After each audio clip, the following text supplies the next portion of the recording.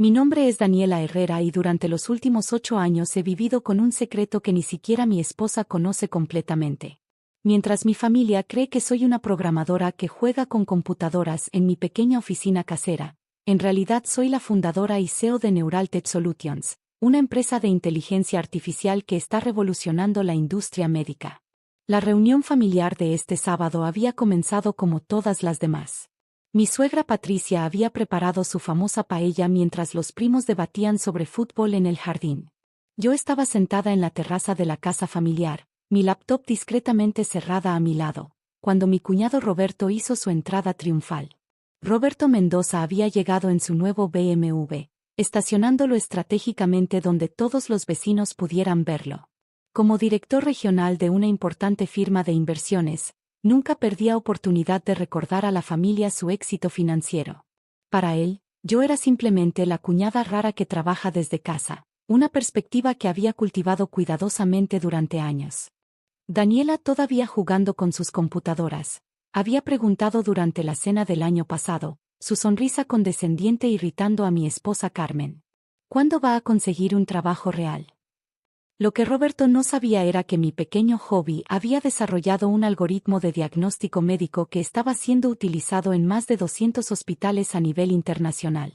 Neuraltech había cerrado su quinta ronda de financiamiento apenas 3 meses atrás, alcanzando una valuación que haría palidecer el salario anual de Roberto.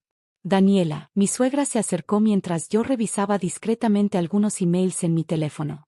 Roberto dice que tiene noticias emocionantes para compartir con todos. Levanté la vista para ver a Roberto organizando a la familia en la sala principal. Había algo en su sonrisa que me puso inmediatamente en alerta. Durante años había aprendido a leer las señales de su arrogancia, pero esta vez parecía diferente. Más confiado. Más peligroso. Familia, Roberto se colocó en el centro de la habitación como si fuera el anfitrión. Quiero compartir una oportunidad de inversión increíble que acaba de llegar a mi escritorio. Mi esposa Carmen me lanzó una mirada que claramente decía, aquí vamos otra vez. Roberto tenía la costumbre de usar las reuniones familiares como presentaciones de ventas encubiertas. Como saben, mi firma se especializa en identificar empresas con potencial. Y hace poco me llegó información sobre una pequeña startup local que está, digamos, en problemas. Sus ojos se dirigieron directamente hacia mí con malicia apenas disimulada. Mi corazón comenzó a acelerarse, pero mantuve mi expresión neutra. Había una razón por la cual había mantenido mi identidad corporativa en secreto durante tanto tiempo.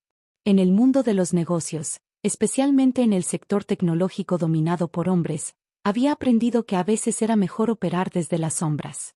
La empresa se llama Neuraltech Solutions, continuó Roberto, sacando una carpeta de su maletín. Según mis fuentes, están desesperados por capital y el fundador está dispuesto a vender. La sangre se me heló en las venas. ¿Cómo había conseguido información sobre Neuraltech? Y más importante, ¿qué información tenía exactamente? ¿Una empresa tecnológica?, preguntó mi cuñado Jorge con interés genuino. ¿Qué hacen? Supuestamente trabajan en inteligencia artificial para hospitales. Roberto rió con desdén. Pero según mis contactos, es solo un programador aficionado que está jugando con algoritmos básicos. Probablemente alguien como nuestra querida Daniela aquí presente. El insulto era claro, pero lo que me preocupaba más era la precisión de su información. Roberto definitivamente había estado investigando Neuraltech, aunque claramente no tenía todos los datos. La verdad, Roberto se acercó más, su voz tomando ese tono conspiratorio que usaba cuando estaba a punto de hacer una jugada importante. He decidido hacer una oferta de compra agresiva. Es hora de que alguien competente se haga cargo de este desastre. El silencio en la habitación era palpable. Mi suegra parecía confundida, Carmen lucía molesta por el tono condescendiente hacia mí, y el resto de la familia esperaba ver hacia dónde se dirigía esta conversación. ¿Y qué tiene que ver esto con nosotros?, preguntó Carmen, claramente irritada. Bueno, Roberto sonrió ampliamente. Pensé que tal vez Daniela podría estar interesada en conocer cómo se maneja un verdadero negocio tecnológico. Quizás hasta podrían contratarla como asistente después de la adquisición. La humillación era deliberada y pública. Roberto estaba disfrutando cada segundo de lo que percibía como su momento de triunfo. Lo que no sabía era que acababa de cruzar una línea que no tenía retorno. Es interesante, dije finalmente, mi voz tranquila a pesar del torbellino de emociones en mi interior. ¿Cuánto planeas ofrecer por Neuraltech? Roberto se infló de orgullo. 50 millones. Es generoso, considerando que probablemente vale mucho menos. 50 millones. Para una empresa que había sido valuada en 800 millones apenas 3 meses atrás. La ignorancia de Roberto sobre el verdadero valor de Neuraltech era asombrosa, pero también revelaba algo más preocupante. Alguien le había estado dando información deliberadamente incorrecta. ¿Y tienes esa cantidad disponible?, pregunté, genuinamente curiosa sobre cómo planeaba financiar esta adquisición fantasiosa. Por supuesto. Mi firma ya preaprobó el financiamiento. De hecho, Roberto sacó su teléfono. Tengo una llamada programada con mi socio inversor principal en 1 hora. Está muy emocionado con esta oportunidad. En ese momento, el timbre de la puerta sonó. Mi suegra se dirigió a abrir mientras Roberto continuaba elaborando su plan de adquisición imaginaria. Cuando regresó, traía consigo a un hombre elegantemente vestido que reconocí inmediatamente. Familia, anunció mi suegra, este señor dice que viene a ver a Roberto. Marcus Chen, mi socio y cofundador de Neuraltech, entró a la sala con su habitual presencia comandante.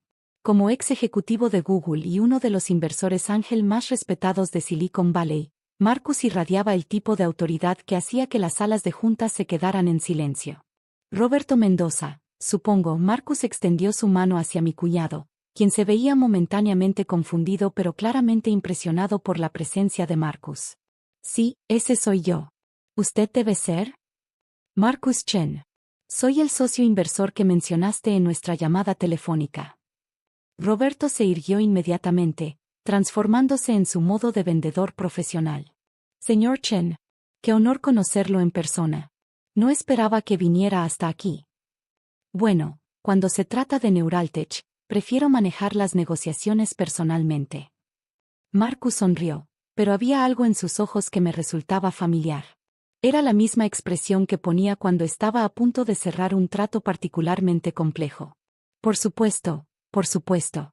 ¿Le gustaría que discutiéramos los detalles en privado? Roberto estaba claramente fuera de su elemento, pero tratando desesperadamente de mantener el control de la situación. En realidad, Marcus Moreau alrededor de la habitación, sus ojos deteniéndose momentáneamente en mí con una sonrisa casi imperceptible, creo que esta conversación podría beneficiarse de cierta transparencia. Roberto asintió entusiastamente, sin darse cuenta de que acababa de aceptar su propia educación pública. Hablamos sobre Neuraltech. Marcus continuó, su voz profesional pero con un matiz que solo yo podía detectar. Mencionaste que estás planeando una oferta de 50 millones. Así es. Y es una oferta generosa considerando el estado actual de la empresa. Interesante. ¿Qué investigación has hecho sobre la compañía? Roberto se aclaró la garganta, claramente sintiéndose más confiado en territorio familiar. Tengo fuentes confiables que indican que es básicamente un programador freelance trabajando desde casa. Algoritmos básicos, nada revolucionario. Marcus asintió lentamente. Ya veo.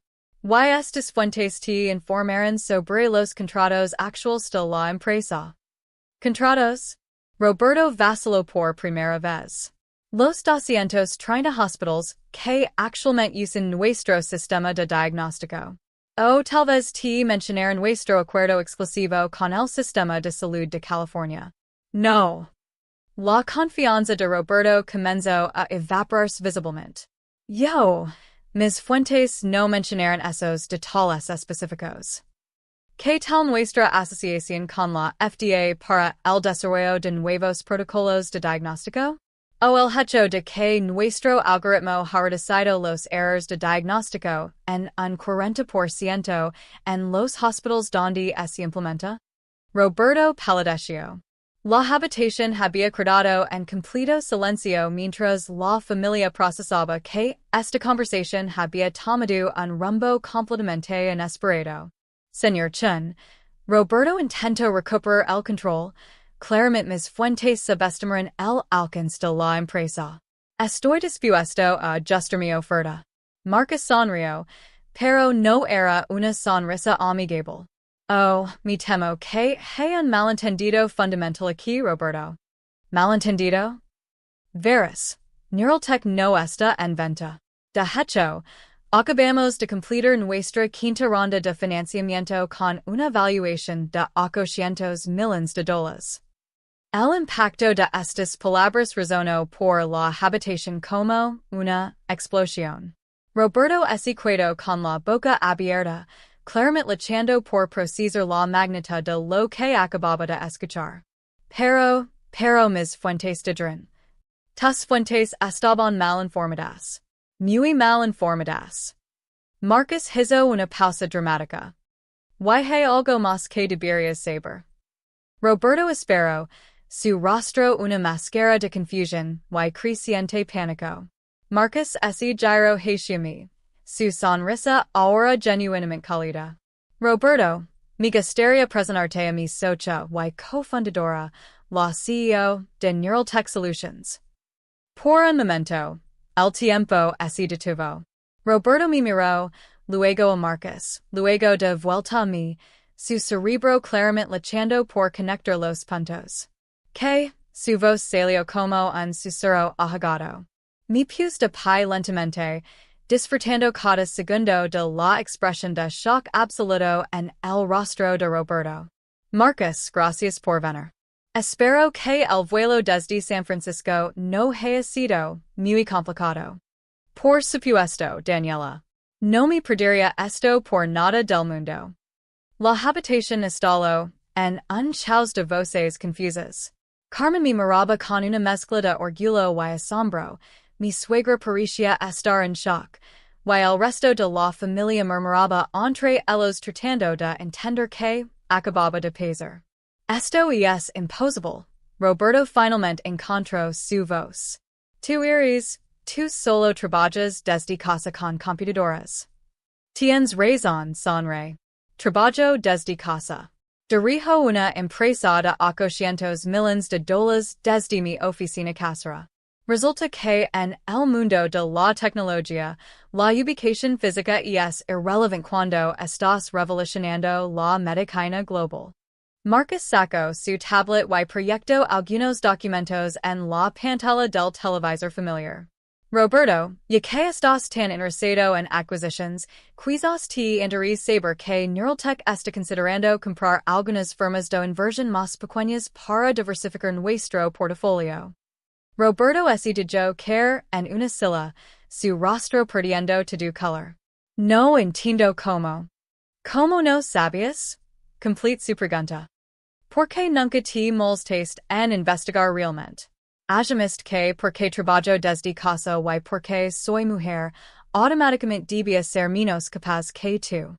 Pero las fuentes que me dieron la información, ¿te refieres a Javier Morales de Tech Invest? Marcus consultó su tablet. Él no tenía información real sobre Neuraltech. De hecho, hace 6 meses intentó conseguir una reunión con nosotros, y fue rechazado.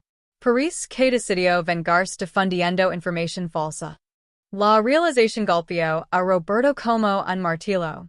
No solo había bardu su plan de acquisición en información completamente errónea, sino que había sido manipulado por alguien con una agenda personal. Roberto, dije con calma, durante años me has tratado como si fuera una aficionada jugando con computadoras. Me has condescendido, menospreciado y ridiculizado frente a la familia. Todo este tiempo, mientras tú manejabas carteras de inversión de unos cuantos millions, yo estaba construyendo tecnología que está salvando vidas en hospitals de todo el mundo. Las siguientes horas fueron surrealistas. Mientras Roberto se excusaba temprano, claramente necesitando procesar lo que había aprendido, el resto de la familia me bombardeó con preguntas. Carmen estaba orgullosa pero también un poco herida de que hubiera mantenido tanto en secreto. ¿Por qué nunca me dijiste la verdad completa? Me preguntó esa noche mientras Marcus se hospedaba en el hotel local. Porque quería que nuestro matrimonio fuera normal. Quería que me amaras por quien soy, no por cuánto dinero gano o que tan exitosa soy profesionalmente. Pero el éxito es parte quien eres. Tenía razón, por supuesto. Durante años había compartimentalizado mi vida, manteniendo separados mi éxito profesional y mi vida personal. El encuentro con Roberto me había forzado a enfrentar que esa separación ya no era sostenible. Los días siguientes trajeron consecuencias que nunca había anticipado. La historia de cómo el CEO de una empresa de 800 millones había estado operando en secreto desde una casa suburbana se volvió viral en los círculos tecnológicos. Forbes me contactó para una entrevista. TechCrunch quería hacer un artículo sobre CEOs invisibles, y varios podcasts de emprendimiento solicitaron apariciones. Pero las consecuencias más significativas fueron personales. Roberto, quien había perdido gran parte de su identidad en ser el miembro más exitoso de la familia, ahora tenía que reconciliar el hecho de que había estado equivocado sobre mí durante años. Una semana después de la reunión familiar, recibí una llamada inesperada. Daniela, soy Roberto. ¿Podemos hablar? Accedí a encontrarme con él en un café neutral. Cuando llegó, se veía diferente. Más humilde. Menos arrogante. Quiero disculparme. Comenzó sin preámbulos. No solo por lo que pasó el sábado, sino por años de tratar mal. Aprecio la disculpa, Roberto. No solo eso. Quiero entender. ¿Cómo construiste algo tan grande sin que nadie lo supiera?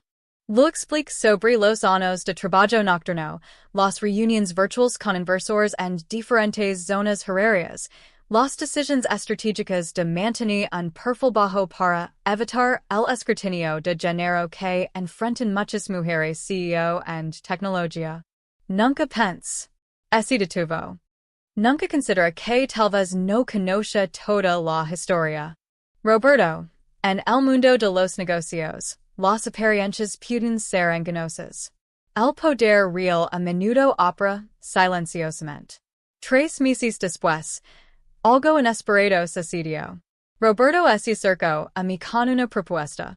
Mi firma está interesada en invertir en tecnología médica. No como una acquisición hostil, sino como una inversión legítima en empresas que ya están teniendo éxito. ¿Y qué empresas tienes en mente? Neuraltech, para empezar. Si están buscando inversores para su próxima ronda de financiamiento. La ironía no se me escapaba. El hombre que había intentado comprarme por una fracción de mi valor real ahora me estaba pidiendo la oportunidad de invertir al precio de mercado real. Lo consideremos, respondí. Pero tendría que ser bajo nuestros términos, con nuestra valuación. Por supuesto. Y Daniela, gracias por enseñarme que el éxito real no siempre es visible desde el exterior. Ahora, 6 meses después de aquella reunión familiar que cambió todo, mi vida ha encontrado un nuevo equilibrio. Neuraltech ha abierto oficinas físicas, aunque mantengo mi oficina casera como mi espacio principal de trabajo. Carmen ha comenzado a colaborar con nosotros en el desarrollo de programas de extensión comunitaria para hacer nuestra tecnología accesible en clínicas rurales. La relación con Roberto ha evolucionado de antagonismo a respeto mutuo profesional. Su firma terminó invirtiendo en nuestra sexta ronda de financiamiento, y su experiencia en mercados tradicionales ha sido valiosa para nuestra expansión. Pero quizás el cambio más significativo ha sido personal. Yo no escondo mi éxito. Cuando alguien pregunta qué hago, respondo con honestidad. Dirijo una empresa de tecnología médica que está cambiando como los hospitales diagnostican enfermedades. La semana pasada, durante la más reciente reunión familiar, Roberto hizo un brindis. Por Daniela, quien nos enseñó que el verdadero liderazgo no siempre se traja y no siempre trabaja en un rascacielos.